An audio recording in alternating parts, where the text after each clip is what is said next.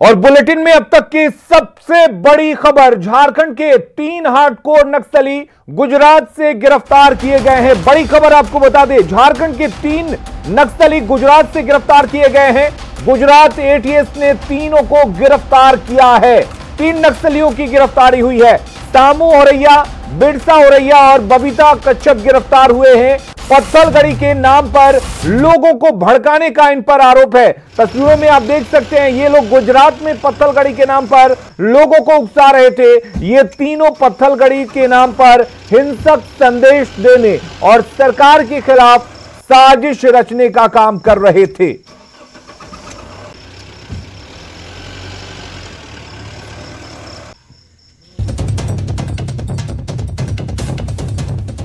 तो बड़ी खबर आपको बता दें, झारखंड के 3 नक्सलियों की गुजरात से गिरफ्तारी हुई है। गुजरात एटीएस ने तीनों को गिरफ्तार किया है।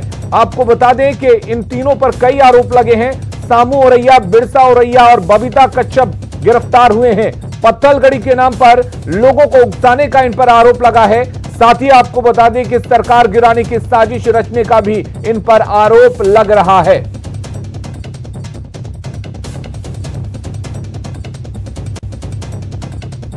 तो झारखंड के खूंटी में पत्थलगड़ी का मामला सबसे ज्यादा होता है। पिछले सरकार के दौरान पत्थलगड़ी को लेकर खूंटी में खूब बवाल मचा था। इस दौरान यह भी बात सामने आई थी कि पत्थलगड़ी समर्थकों को गुजरात में ट्रेनिंग दी जा रही है। पूर्व मंत्री और खूंटी विधायक नीलकंठ सिंह मुंडा ने कहा कि कुछ लोगों के द्वारा पत्थलगड़ी के नाम पर संविधान विरोधी कार्य किए गए। उन लोगों को गुजरात में ट्रेनिंग मिली थी।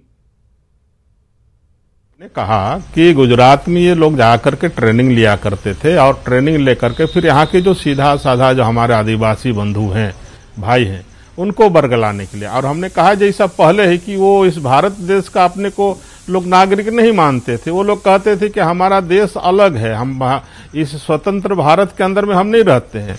और निश्चित रूप से जो गिरफ्तारी हुई है, आप लोगों के द्वारा हम सबों को जानकारी प्राप्त हो रहा है कि जो आदमी संविधान पर विश्वास नहीं करता हो, संविधान का ध्यान नहीं रखता हो, ऐसे लोगों को तो निश्चित रूप से गिरफ्तारी होनी चाहिए। और चलिए अब आपको बताते हैं कि पत्थलगड़ी क्या कुछ होता है। आपको बताने की हम कोशिश करते हैं। दरअसल पत्थलगड़ी आदिवासी समाज की एक परंपरा होती है जिसको आदिवासी मानते हैं। आपको बता दें कि इसके जरिए गांव के सीमांकन किया जाता है और साथ ही पत्थर लगाकर आदिवासी किसी भी काम को दर्ज करते हैं। यह एक तरह की परंपरा है। कई बार अवैध ढंग से पत्थलगड़ी की खबरें जो है वो सामने आई हैं। आपको बता दें कि पत्थलगड़ी की आड़ में गैर कानूनी ढंग से कब्जा भी होता रहा है और इसी को लेकर सरकार कई बार पत्थलगड़ी को लेकर कार्रवाई भी करती है। अगली खबर जामताड़ा से है, जहां के केरला बेरा टोला में ग्रामीणों ने चोरी के 2 आरोपियों की पिटाई कर दी। दोनों पर 4 बैल और 1 पंप सेट चुराने का आरोप है। हालांकि इस दौरान 2 आरोपी भागने में सफल रहे, लेकिन 2 आरोपी ग्रामीणों के हत्थे चढ़ गए, जिसके बाद ग्रामीणों ने खंबे से बांधकर उनकी पिटाई कर दी। बाद में मौके पर पहुंची पुलिस ने दोनों को ग्रामीणों की चंगुल से छुड़ाया और उन्हें थाने लेकर आई।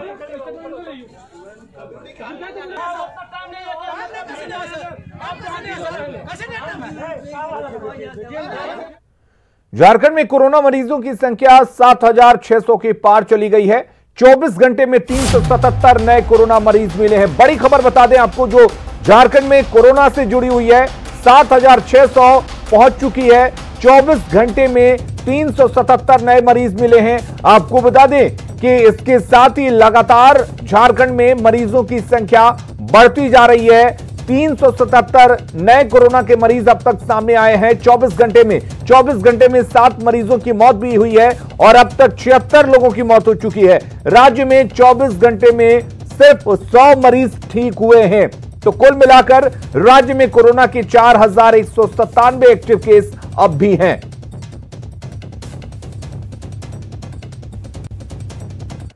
और इधर गुमला में कोरोना का संक्रमण थमने का नाम नहीं ले रहा है। ऐसे में चेंबर ऑफ कॉमर्स ने आज से 31 जुलाई तक तमाम दुकानों को बंद रखने का फैसला किया है, जिसका असर भी देखा जा रहा है।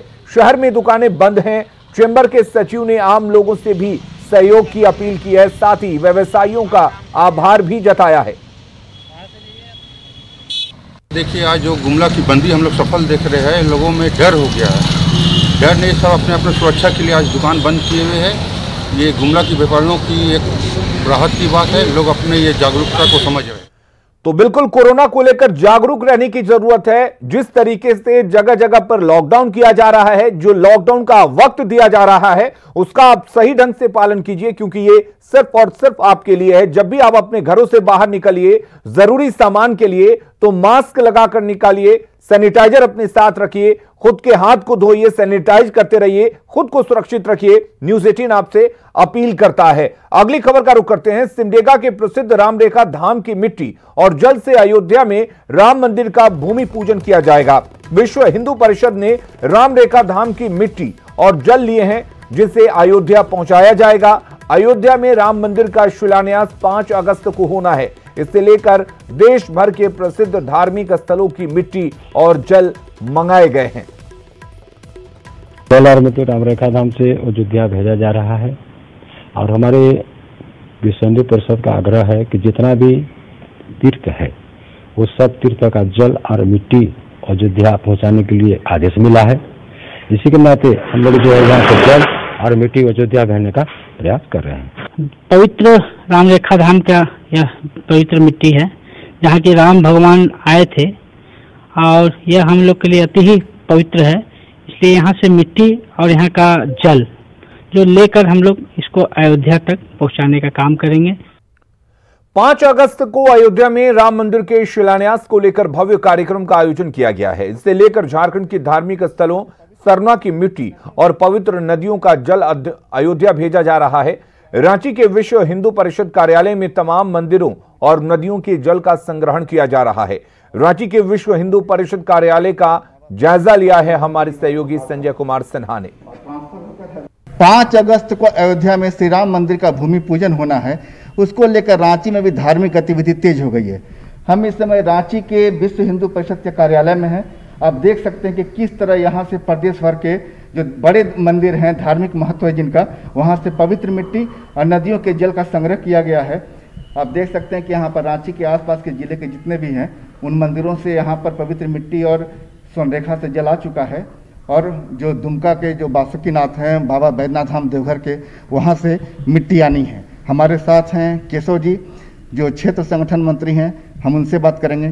केशव जी, कहाँ से मिट्टी आ चुकी है और कैसे आएगा, क्या प्रोग्राम है? इसी उपलक्ष्य में हम जो है भूमि पूजा के लिए अपने झारखंड स्वर्णरेखा नदी हो और गंगा जल हो, सभी संग्रह करके अभी भेजने वाले हैं। और पवित्र स्थल के मिट्टी हर एक गुरुद्वारा का और जैन मंदिर का और बौद्ध आराम का, ऐसे सरना स्थल का, सभी पवित्र स्थल का जो है मिट्टी संग्रह करके भगवान जो है राम का जन्म स्थान मंदिर में भव्य मंदिर बनने वाले हैं, उस भूमि पूजा में हम भेज रहा है। अभी तक लगभग 1000 जगह से संग्रह हुआ है।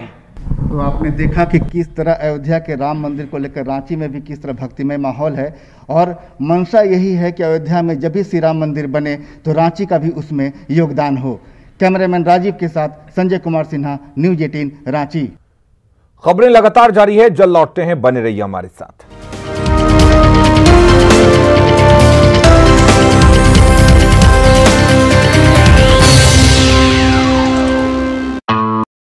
अगली खबर का रुख करते हैं। हजारीबाग में धान की रोपनी तेजी से चल रही है। अच्छी बारिश होने के कारण किसानों में उत्साह है। खेतों में पारंपरिक गीतों के साथ महिलाएं धान की रोपनी में जुटी हुई हैं। इचाक में धान रोपनी का जायजा लिया संवाददाता राकेश कुमार ने।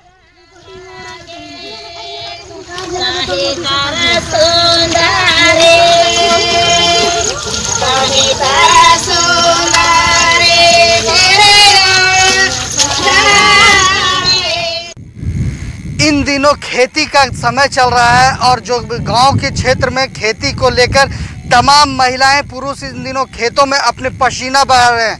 लेकिन आज हम एक आपको अलग नज़ारा दिखाना चाहते हैं खेतों का, जहां पर कि ट्रेडिशनल गीत खेत से निकल कर आ रहे हैं और जहां की महिलाएं यहां पर धान की रोपाई कर रही हैं और जो यहां का ट्रेडिशनल गीत है इसको लेकर वो यहां पे रोपाई के साथ साथ ट्रेडिशनल गीत गा रही हैं। गीत गाने से फायदा है कि ज़्यादा रोपा है, और बढ़िया जल्दी रोपो थी, गल बाजार ना करती, खेत निहर जाए, ये कहना है। किसानों को भी एक बड़ी उम्मीद है इस बार की अच्छी फसल होगी, लेकिन जो ये ट्रेडिशनल गीत है, ये तमाम चीज़ें इस बात को बता रही कि महिलाओं में, यहाँ के ग्रामीणों में इस बार काफ़ी खासा उत्साह भी है और उम्मीद भी है कि अच्छी फसल होगी। राकेश कुमार, न्यूज़ 18, हजारीबाग। लोहरदगा में माप तोलकर विभाग सालों से बंद है, जिससे आए दिन लोगों की शिकायतें आ रही हैं। पेट्रोल पंप और दुकानदारों की हर रोज शिकायतें आ रही हैं कि उन्हें कम माप में सामान दिया जा रहा है। लोगों ने कई बार प्रशासन से गुहार भी लगाई, बावजूद उसके माप तोल विभाग पर ताला लटका हुआ है। माप तोल विभाग के ऑफिस का जायजा लिया संवाददाता अदिति सिन्हा ने। हम लोहरदगा जिला के मापतौल विभाग के बाहर खड़े हैं। हम आपको यहाँ पे दिखाना चाहेंगे कि वर्षों से मापतौल विभाग बंद है और इसका अनुमान हम इस प्रकार से लगा सकते हैं कि ये मापतौल विभाग पूरे झाड़ियों के बीच में है, जाले लटके हुए हैं, बावजूद यहाँ पर कोई भी पहल नहीं की जा रही है। आए दिन लोगों की शिकायतें आती रहती है कि जो दुकानदार हैं या पेट्रोल पंप संचालक हैं, वे इन्हें कम माप कर सामान दे रहे हैं या कम माप से उन्हें पेट्रोल मिल रहा है। बार बार प्रशासन से गुहार लगाने के बावजूद मापतौल विभाग खुद ही एक ताले में सिमटा हुआ है।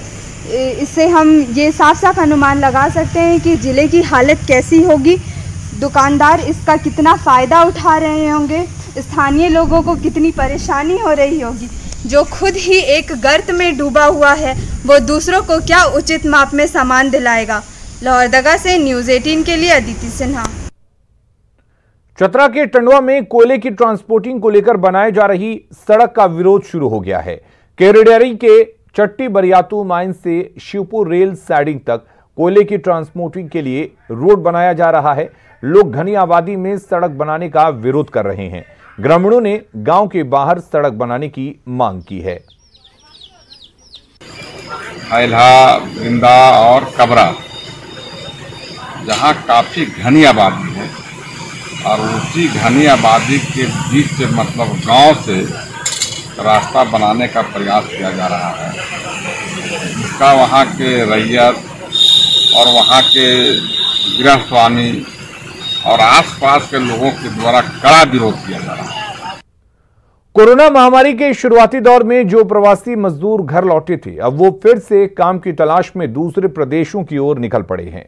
सरकारी आंकड़ों के तहत देवघर में करीब 13,000 श्रमिक अलग अलग राज्यों से वापस अपने घर लौटे थे, ये संकल्प लेकर कि वो कभी दूसरे प्रदेश में काम के लिए नहीं जाएंगे, लेकिन प्रदेश में काम नहीं मिलने की वजह से वो मजबूरन दूसरे प्रदेशों में जा रहे हैं। देवघर के जसीडीह स्टेशन से जन शताब्दी और पूर्वा ट्रेन के माध्यम से रोज सैकड़ों की संख्या में प्रवासी श्रमिक काम की तलाश में प्रदेश का रुख कर रहे हैं। हालांकि जिला प्रशासन की ओर से यह कहा जा रहा है कि मजदूरों के लिए जिले में रोजगार की व्यवस्था की जा रही है।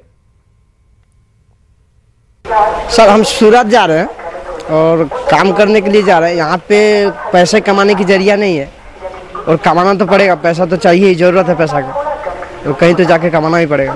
तो क्या करेंगे, यहाँ पे व्यवस्था नहीं हो पाता। तो क्या काम करते हैं वहाँ पे काम करते हैं हम लोग सीक्वेंस का, ये एम्ब्रॉयडरी लाइन का, वो साड़ी लाइन का काम है, इसी का काम करते हैं।